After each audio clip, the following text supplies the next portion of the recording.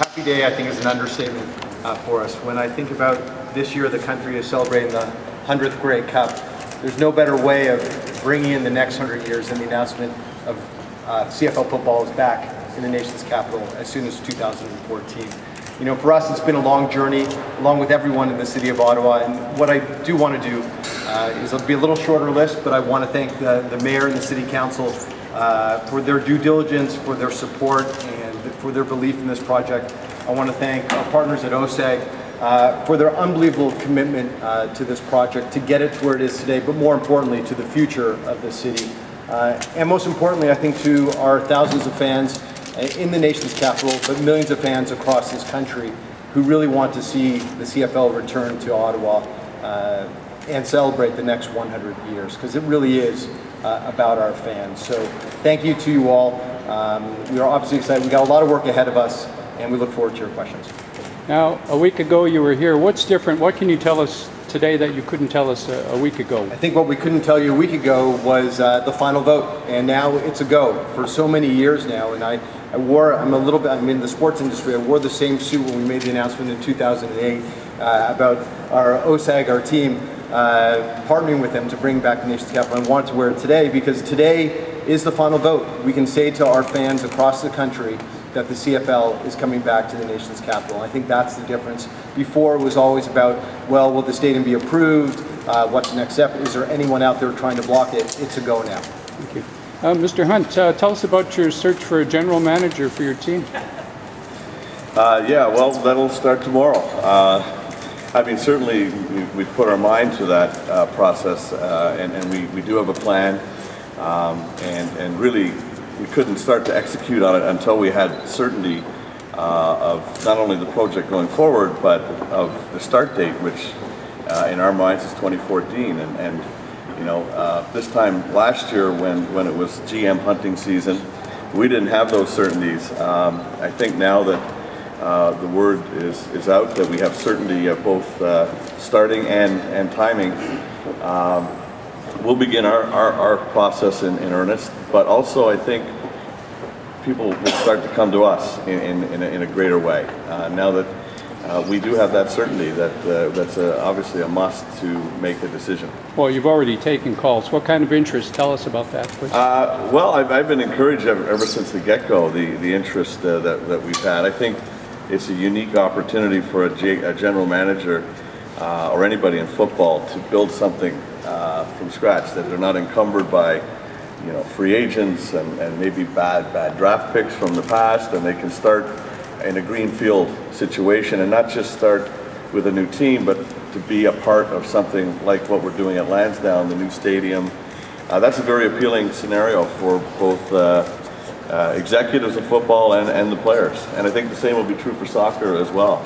Are you open to tampering charges now at this point, officially? Or? No, we have too good of a relationship with Mark that we're immune to any charges. No, but are you perhaps looking at other teams? Oh, of course. Anybody, you know, I think the best people in football work right now.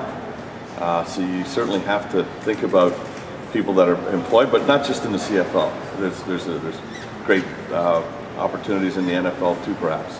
Sir, there were two other incarnations of the Rough Riders in Ottawa, the Renegades. They all failed. So are you so sure that it's going to work now? Yeah, and there's a long answer to that question. I think you have to look at the many different things that will be in existence this time around, and not the least of which is a brand new stadium, which, you know, we've seen franchises in other cities completely rejuvenated with the addition of a new stadium, whether it was in hockey or baseball or football. You know, CFL can succeed in Ottawa, but it won't succeed no matter what. It doesn't succeed in spite of everything. And when you have what was a terrible facility especially in the last days of Landsdowne, that was a huge obstacle to fans coming to the game. Even if we did have a winning team on the field, when you have bench seating and inadequate washrooms and inadequate concessions where people have to line up to get a poor product, a dilapidated sound system, no real video technology to speak of. I mean, you stack all of those aspects of the environment up, you'd wonder why there was anybody there. And you know, just that's one major difference from what our reality will be in 2014. So in terms of the, can I just add some comment? I want to add some comments to that question. It's hard, I think, for Jeff to talk about himself and talk about his partners. I think the most, you know, after being in sports, professional sports for over 20 years, I find the most important thing is local ownership. And that's exactly what we have here. From day one, we said, for this to be successful, you need dedicated local owners who understand the community. You have that with Jeff, with an operator. You have it with his partners, with John and Roger and John, and also with Bill, people who are committed to this city, and I think that's important. I think the other important point is the CFL of today is different than the CFL of 10 years ago. You know, we have stadium, on Friday, I'm in Hamilton for the reveal of their new stadium project. We're opening a new stadium next year in Winnipeg. You know, the CFL of the future is a very successful league, and that's where we are today, and I think you combine that with local ownership, and that's why I think it's a formula for success. At what point can you definitively say that 2014 is a go? I guess part of the reason I'm asking is I mean, you talked about Winnipeg, for example, and the delays in the stadium there, and that, I mean, they were expecting to be there this year. Right. Obviously, this is all about a construction timeline now, and I think I'll let the partners talk to that. There is a point where the CFL will have a go or no go, and that really is around the expansion draft in December of 2013.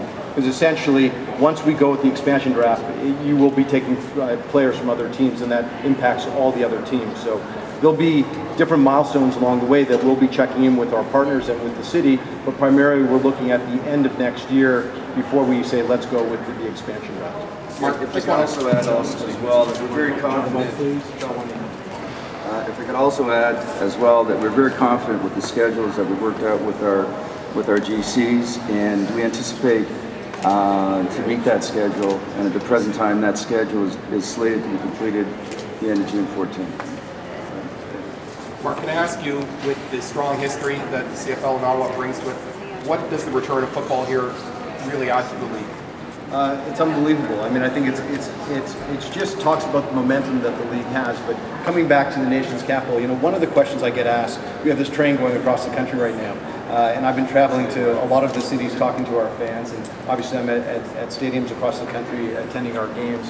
And fans always ask, when are we getting back to the nation's capital? And I feel, and many people within the league and our fans across the country feel that there's been this hole in our heart, and now that hole is filled.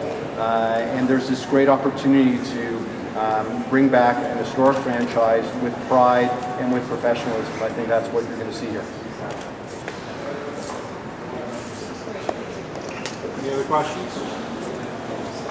Commissioner will be available for one-on-ones with the other partners. Okay.